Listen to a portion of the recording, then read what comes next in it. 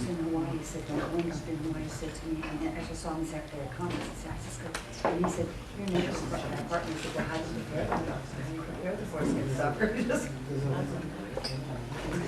In Tasmania and in Australia, we do have government programs to educate, to assist, to support families who feel the pressure to conduct genital mutilation on girls, and they're devising various ways of assisting these families around the very problems that Nana's talking about. We also have legislation like your legislation in the UK, which criminalises the procedure and criminalises the going out of the jurisdiction in order to have the procedure conducted. I will start my little speech then by referring to Deb Van Velzen, is the person in Tasmania who leads the bicultural team in Tasmania. And when I first talked to her about FGM a year ago, she said, you know what, 100% of the time, when we hear on the grapevine a family is contemplating a procedure for a girl or contemplating sending her to Indonesia so that she can have the procedure performed there, which is the usual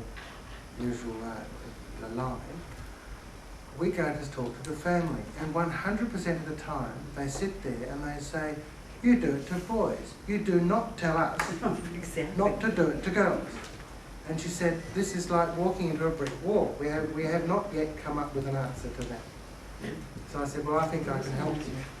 I think I can help you if we can work yourself as a professional and myself as an independent advisor to government to try and turn around the eyes of government. What needs to be turned? What needs to be changed? I mean, Marilyn has told me she's been working in this organisation, and John and David and other people have been slogging away at this issue for decades before I stumbled upon it last year. I think, well, can be an element of navel-gazing, of everybody sitting around congratulating each other on their views. And the reason I've come halfway around the world, from the tiny rock out in the Southern Ocean, somewhere between Australia and Antarctica, is because I really do want something to happen. I want us to be outside this organisation, not inside it. I want the golden... I drove past this morning, drove past the Old Bailey, and I remembered Rumpole of the Bailey. I'm a barrister myself, a trial advocate for those who come from across the Atlantic. And he always spoke about the golden thread of British law, which is the presumption of innocence. The golden thread in this issue is the perspective of the child. All of the proponents' arguments, all of the arguments for the proponents for FGM and for male circumcision revolve around the needs of adults. They all revolve around religious needs of adults, cultural needs of adults, traditional needs of adults, the epidemiological studies by adults about adult sexually transmitted diseases, all adult focused. And the adults are saying that this is an appropriate thing to do to children. My perspective as Commissioner for Children, I'm responsible for 117,000 children out of a population of 480,000. And my approach to my job has always been to lower the camera angle down to about here and look at the world from just at table level. And what do you see? The world is very different from down here. It is enormously different. Cars are a lot bigger and faster. Parks are a lot more beautiful. And your bodies are much more connected with yourself and who you are. That's been my perspective and my approach to this whole issue. And I think that is the easiest way for us to counter all these arguments about, the HIV trials in Africa, and the most recent information from WHO is that they're being botched, so we've got to do them properly in order to achieve the outcomes. That's all very well, and I won't enter into the debate about what adults want to do with adults and what adult health promotion programs want to do with adults. That's a matter for WHO. It's a matter for the 17, 18 20, 25-year-old men lining up for their circumcisions in Africa. I am concerned about children, and I'm concerned about the voice of the voiceless. The human rights of children are a new thing. Children in history have been treated as chattels for disposal. They've been treated later as slaves. In later times, they've been treated as cheap labour. And only at the very end of last century did they start to be seen as people. The 1948 United Nations Declaration on Human Rights, which includes a reference to personal integrity, doesn't refer specifically to children. It does talk about people. It took till 1989 for the UN to clear up this particular lacuna and say, oh, maybe we better have some rules about children as well, because people seem to be overlooking the fact that children are people. The rights that were protected under the United Nations Declaration on Human Rights in 1948 were being ignored when it came to the little people. So we got a whole new set of rules in 1989.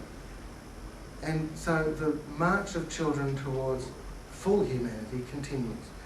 I see all of the people involved in this organisation and the associated organisations and Nana's organisations as being involved with the march of history towards the humanity of children.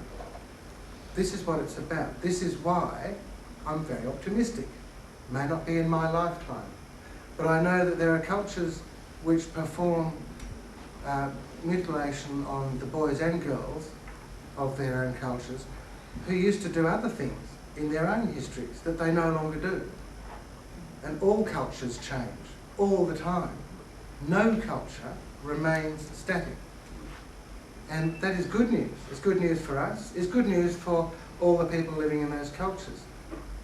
I'm interested to hear Nana talk about when you ask women in isolation from their culture how they feel about cutting of girls, and she's saying a lot of them are saying, no, we don't really think that was a good idea for us and our sisters and our aunties and our mothers, and we don't want it to happen to our girls.